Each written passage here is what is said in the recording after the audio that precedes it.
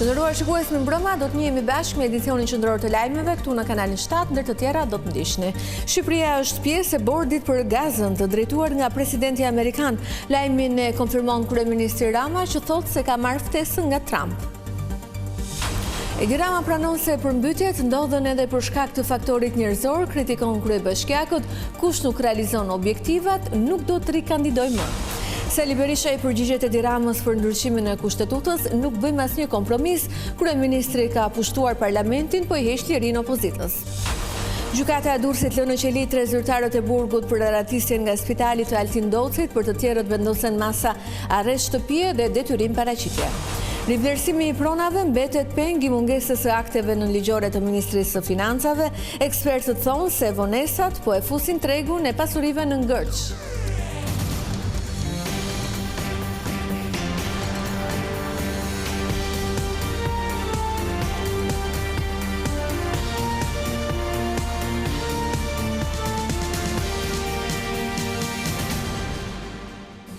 Vjejmë gjërësish, Shqipëria është zgjedhur të jetë pjesë e bordit të paqes për gazën që drejtohet nga presidenti i Shteteve të Bashkuara. Duke cilësuar këtë si një moment historik për vendin, kryeministri Rama ka konfirmuar lajmin duke thënë se ka marrë ftesën nga Donald Trump. Më herët, Shtëpia e Bardhë publikoi disa nga emrat e bordit, mes të cilëve është edhe ish kryeministri britanik Tony Blair. Kryeministri Edi Rama ka bërë të ditur se Shqipëria është ftuar të bëhet pjesë e bordit të paqes, një organizatë e re ndërkombëtare ideuar nga presidenti i SBA-s Donald Trump. Në një reagim publik, Rama e cilësoi këtë ftesë si një moment historik dhe dëshmi të rritjes së rolit dhe respektit të Shqipërisë në arenën ndërkombëtare.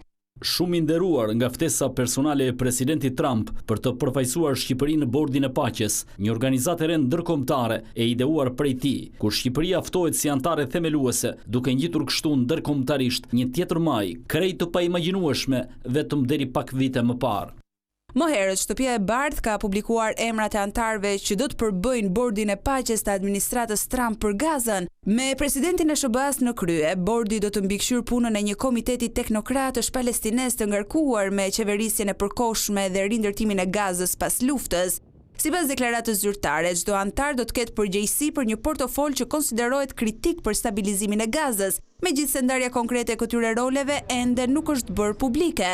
Pjesë e këtij grupi do të jetë sekretari amerikan i shtetit Marco Rubio, i dërguari special i SBA-s për lindjen e mesme Witkoff, dhëndri presidentit Trump Kushner, i cili ka luajtur një rol kyç në negociata, si dhe ish kryeministri i Mbretërisë së Bashkuar Tony Blair, i cili është i vetmi antar themelues që nuk është shtetas amerikan.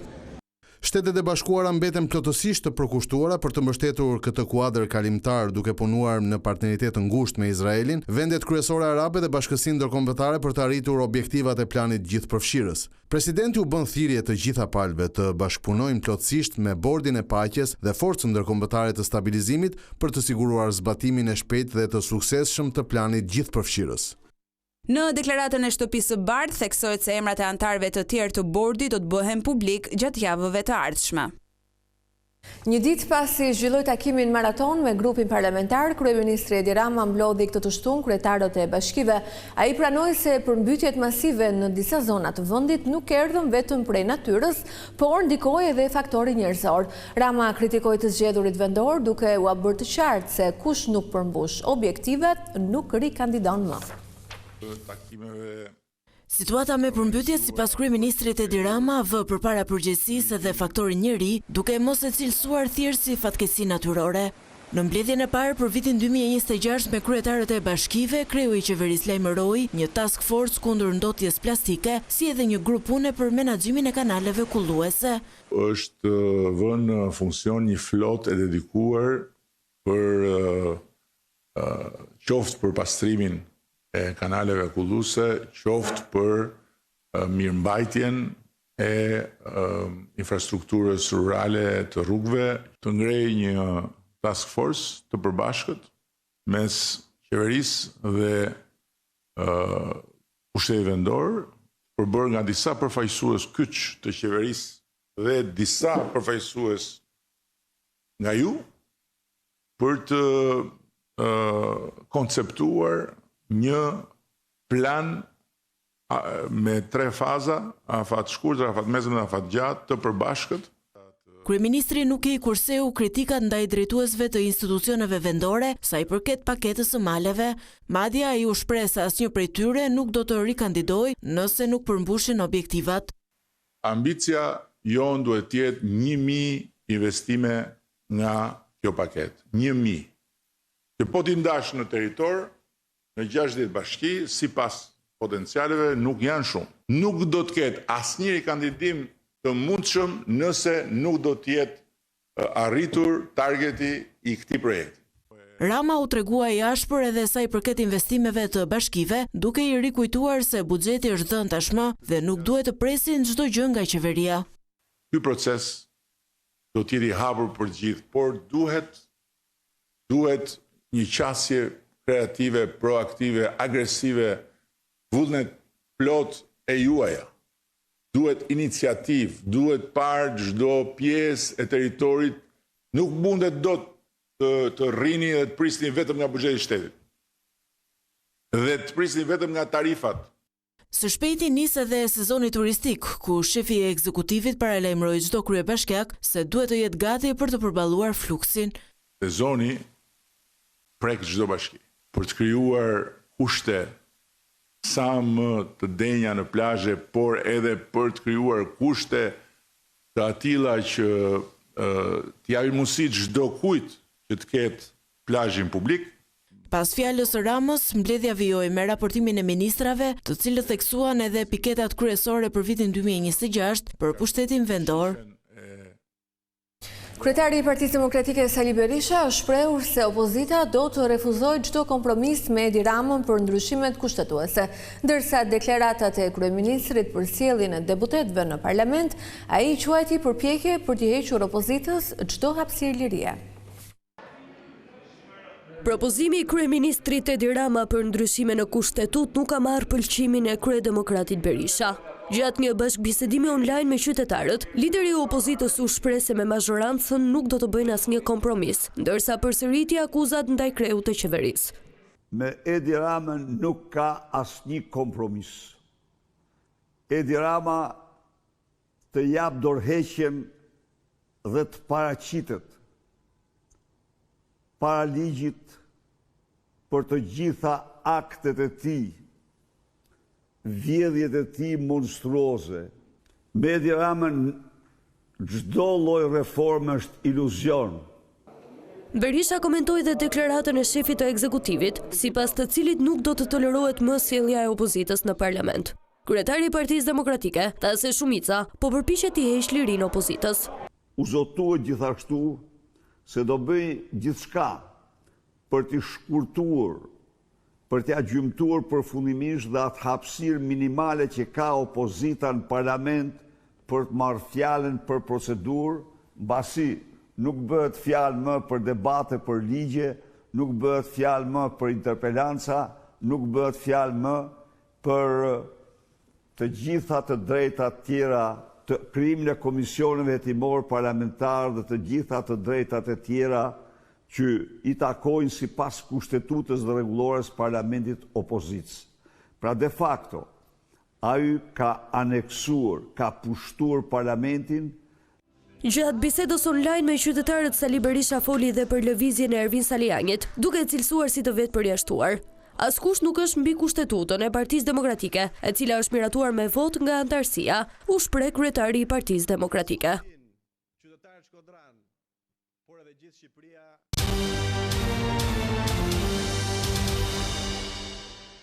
Tre nga zyrtarët e burgut të Durrësit arrestuar për arratisjen e Altin Docit do të qëndrojnë pa afat në qeli. Ndërkohë, për të tjerët u vendosën masat e sigurisë, arrest shtëpie dhe detyrim paraqitje.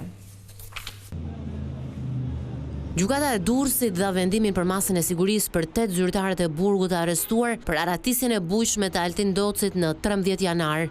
Pas 3 orësh, togat e zeza lanë në burg pa afat, ish zvenc shefin e policisë të burgut të Durrësit Desdemon Pazaj dhe 2 punonjës policie që e shoqëruan drejt spitalit, Sali Ferrollarin dhe Fatjon Braçin, ndërsa 3 të tjerët gjykata e Durrësit i lanë në detyrim paraqitje.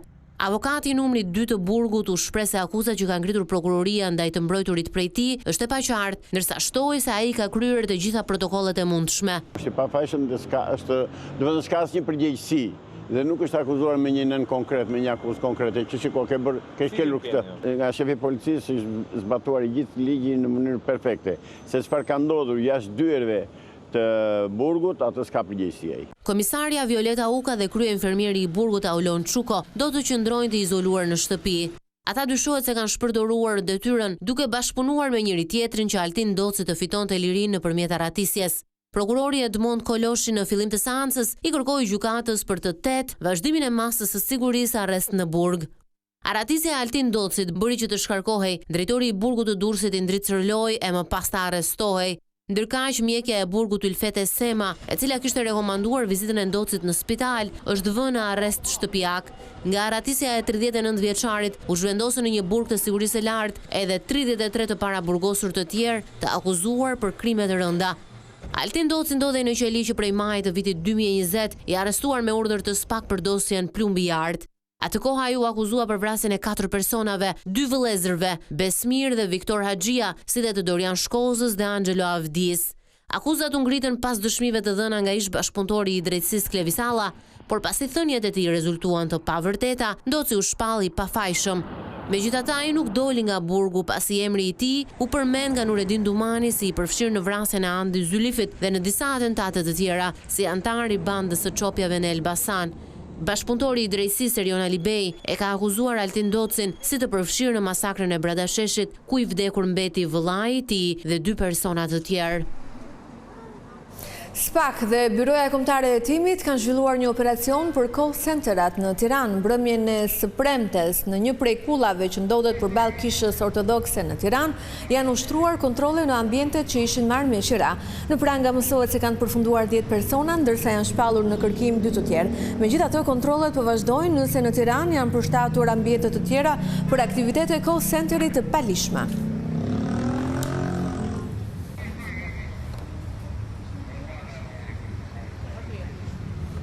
Fushata e rivlerësimit të pasurive nuk ka nisur ende për shkak të mungesës së akteve nënligjore të Ministrisë së Financave.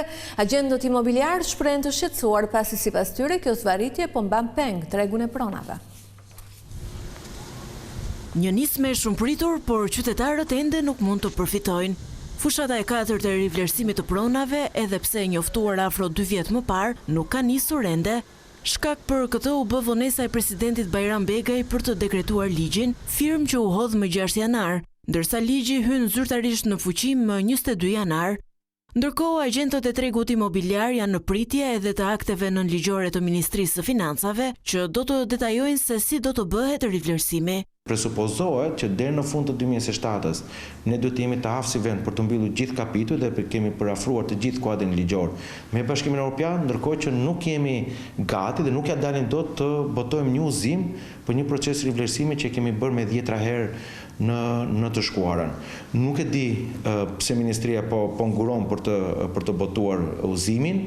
Mendoj që një nga arsyet është vetëm aludim, një nga arsyet është gabimi që ka bërë Ministria e Financave që procesin e rivlerësimit e ka lidhur ngushtë me çmimet e referencës dhe ndoshta ka një ngërç në përfundimin dhe publikimin dhe hyrjen në fuqi të çmimeve të reja të referencës për zonat që janë jashtë Tirane. Dhe ky ngërç transferohet tek ngërçi i hyrjes në fuqi të procesit të rivlerësimit. Kjo pritje për të paktën 3 javësh, sipas agjentëve, po mban peng tregun e pronave. Si ligj hyn në fuqi në datën 22 janar, nëse Ministri i Financave nga dita e sotme do të ketë mundur të draftojë të publikojë, të paktën publikojë për konsultim udhëzimin e përbashkët me ASHK-n, besojmë që data 23 do të jetë mundësia e artë për të gjithë shqiptarët për të aplikuar në ASHK nëpërmjet një vlerësuesi ose jo për vlerësimin e pasurisë paluajshme. Patjetër që ka një interes, 5500 kontrata presin, aq më tepër interes nga qytetarët të cilët janë duke u drejtuar edhe tek NAREA për të marrë përgjigje dhe konsulencë se si duhet të vlerësojnë pasurinë e tyre, por varet shumë nga momenti kur do të publikohet udhëzimi. Deri në daljen e udhëzimit të Ministrisë së Financave, agjentët dhe rivlerësuesit janë të paqartë për formulën se si do të njihet amortizimi i godinave për të përfituar një normë tatimore edhe më të ulës se 5%. Një ngjarje e rëndë është shënuar pas ditën e kësaj të shtune në fshatin Palas të Himarës, një 26 vjeçar gjatë punës brenda kantierit duke kryer manovra me mjetin Fadrom ka aksidentuar një punëtor 45 vjeçar por në të njëjtin kantier. Si pasojë dëmtimeve të marra, 45 vjeçari ka nduruar jetë gjatë transportit për në spitalin e Vlorës. Gjuetia në Shqipëri tashmë është e lishme, por me rregulla të forta. Aktiviteti që rikthehet pas ndalimit për më shumë se një dekadë do të kryhet në zonat që përzgjidhen nga bashkitë. Ligji i ri vendos edhe kriterin moshë për gjuetarët. Pas 11 vitesh rikthehet gjuetia në Shqipëri. Ligji që lejon gjuetarët të ushtrojnë aktivitetin e tyre në zona të caktuara, tashmë është dekretuar dhe botuar në fletoren zyrtare. Me ligjin e ri, gjuetar nuk mund të jetë dikush më i vogël se 25 vjeç dhe po ashtu veç kriterit të moshës, duhet të ketë edhe armë gjahu me leje dhe të jetë licencuar për aktivitetin.